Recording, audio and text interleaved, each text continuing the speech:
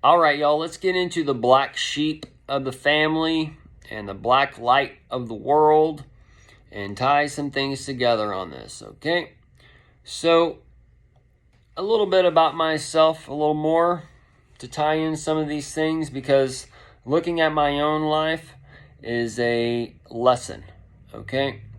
And without the things that have happened in my life, without the things that I've done, without the paths that I've been taken down, I wouldn't know the things that I know, okay? And the things that have been brought apart in my life, the life choices I've made, has been kind of a result of prayer, because I have prayed for wisdom as a child, and through these choices in life, I have learned the wisdom, okay? And an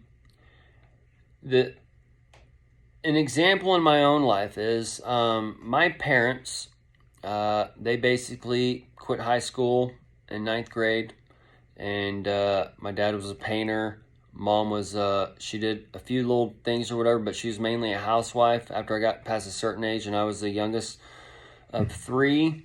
I remember going to clean houses and stuff with her or whatever, but I mainly remember my mom being a housewife, all right? So they got to a point where they got into animal business or whatever, and they made their self-made millionaires and retired and blah, blah, blah, okay? So, a nice little Oprah story.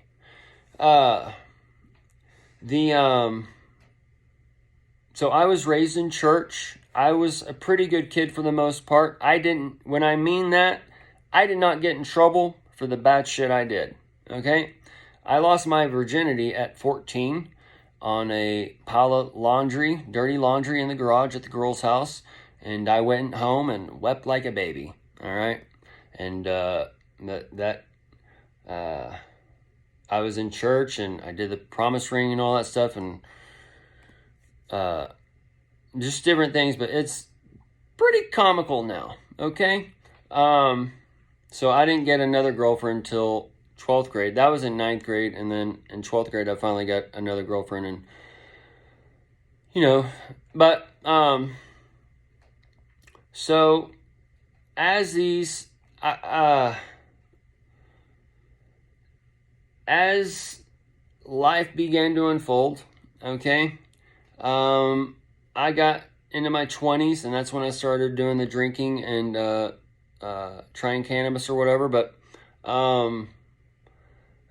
I slowly, I think, became dark to my dad per se, because he's the one who walked in on me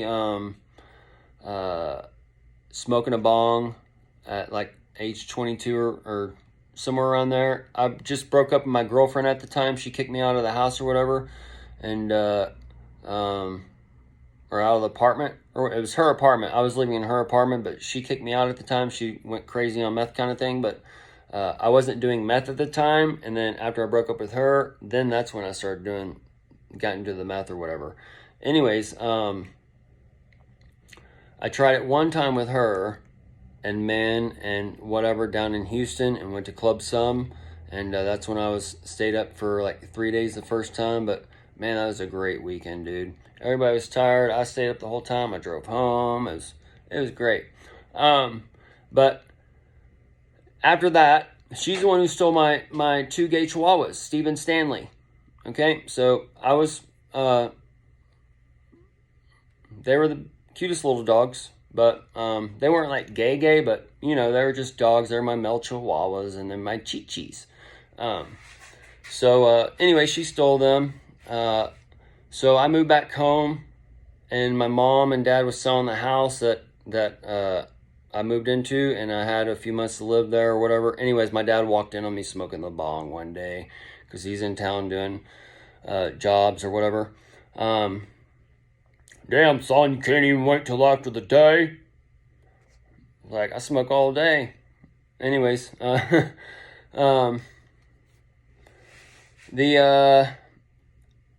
so that kind of happened, all right? And then there was a time in hair school where the first night I did ecstasy, fifth of Goldschlager, and a little bump of speed or whatever. And then we went to, what was it, club? I think it was club, it's escaping my mind. It was in Deep Ellum. It was a rainbow style club, but, I mean, it was straight, but, you know, a lot of the rainbows went there. It wasn't like on Oak Lawn Rainbow Street, Village, JRs, those kind of things. But either way, folks, so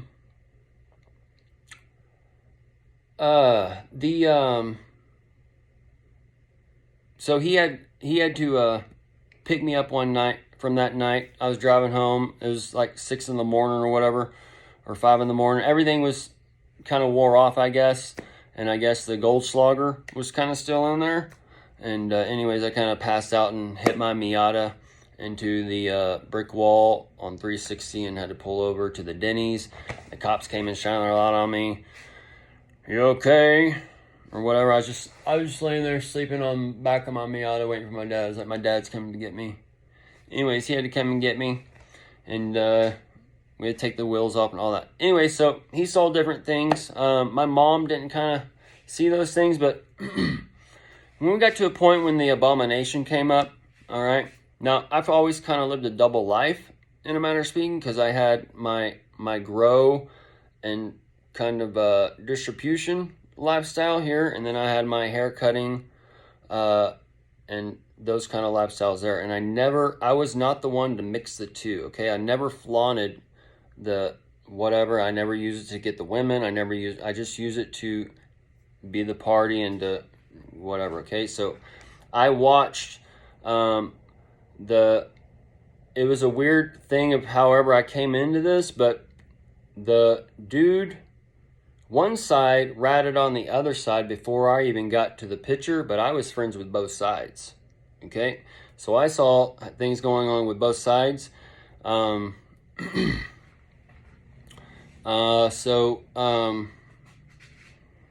I learned from what was going on there, and then I kept myself from those, which is you don't go around flaunting money, because the cops are up there at the bar and they knew who's flaunting money, and they watch you go out to your ride, which is pimped out and whatever else. So then it's just one thing after another. So you got to learn to operate under the law to not get caught and not to flash all your shit and whatever else. Okay, just anyways. So there's a time when my two lifestyles were colliding. All right, and this is when I was getting in my 30s. I've been with my wife now for a while. I had to either make a move. I had to get married or break up. Okay, and either way, it's all going whichever way. So we all ended up together, making a family, moving, and when we moved, it came out that I was very open. I've been growing cannabis for this long. I know what I'm doing. I'm going here to do this and blah, blah, blah. And this is what we're doing. All right. I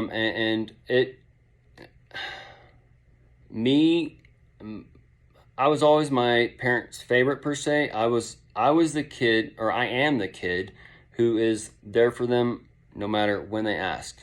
And okay, I was the one there at all their birthdays, the one there all the Christmases, all the Thanksgivings, all the Easters, every single thing, even when I was single, doing drugs and whatever else. Okay, I always put the family first in a way.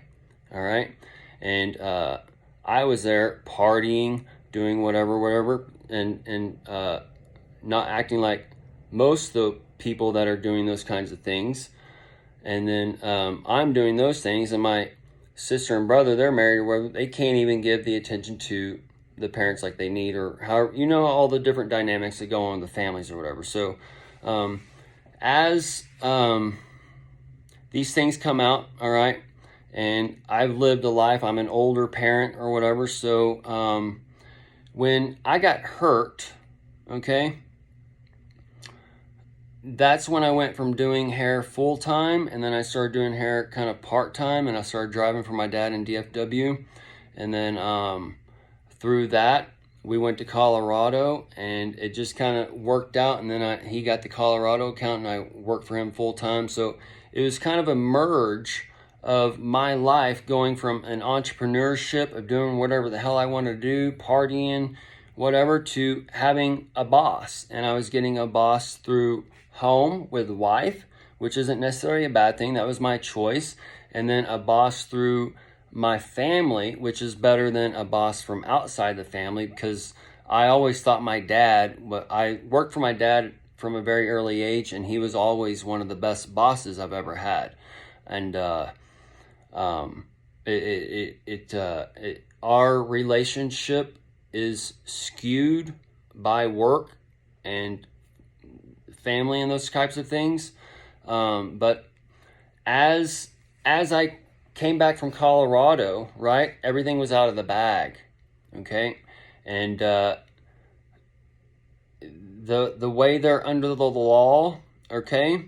And then this even proved it more when my dad didn't want to hire felons or whatever, because I lived the same lifestyle as those felons a lot of times, but I lived it in the big city. And I was a hairstylist, distributing, wearing the women's clothes to get the women. I mean, anybody who knows how to pimp light or pimp strong or whatever knows that you got to attract the women. How do you do that? Well, you wear some shit that gets them over to talk to you. You go out there and dance. You do some certain things, okay? So there's things that I learned that you can be a straight dude and wear women's clothes to get the women, okay? There was a time in my life where I wanted to be a drag queen and do that because I thought it seemed fun or whatever. Not out of a gay way, just out of a easy job. I mean, what's better than dressing up like a woman and singing for a couple hours for a job as a dude? Like, I mean, that's like being a comedian or being a hairstylist. I've never worked a day in my life. I just cut hair, right? Well, that was up until a point that when I came under the tribulation, right? What was going on was I was going from a spiritual heaven to a spiritual tribulation, in a matter of speaking. And as this unfolded, it went from a carnal to the carnal. So I went from being my own God to being somebody else's bitch, which was my parents or whatever. And looking back or whatever, I can see things now that I learned from those things, but it's all a part of me going dark to them, because I did not do my life or hand my kids over or whatever according to their standards, according to the world's standards. Oh, well, grandparents should be doing this and that or whatever. No, I don't agree with that.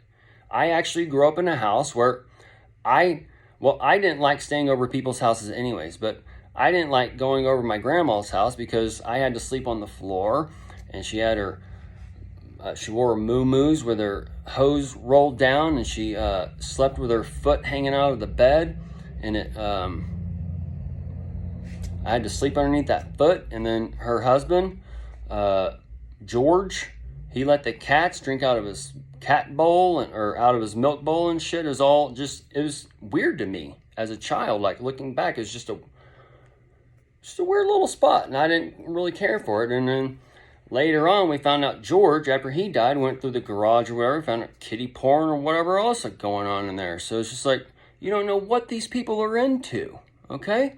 So there's just different things that have happened in my life to where I say, no, I'm going to control these things, okay? And then when I was in kindergarten, the girl I stayed with, some dude snatched her over the fence. He beat off on her and put her back over the fence, and her mom found her with cum all over her, right? And then when I was outside, there was a clown. He tried to get me over there to his car. He had a car full of balloons. He was dressed up like two houses down, and my mom went in to do taking groceries. She left me out there, just normal kind of safe thing. I'll be back in 2 seconds, and this clown's there trying to get me in. So time I go in and get mom or whatever, the clown's gone. So I'll end the video here. we'll take another part two.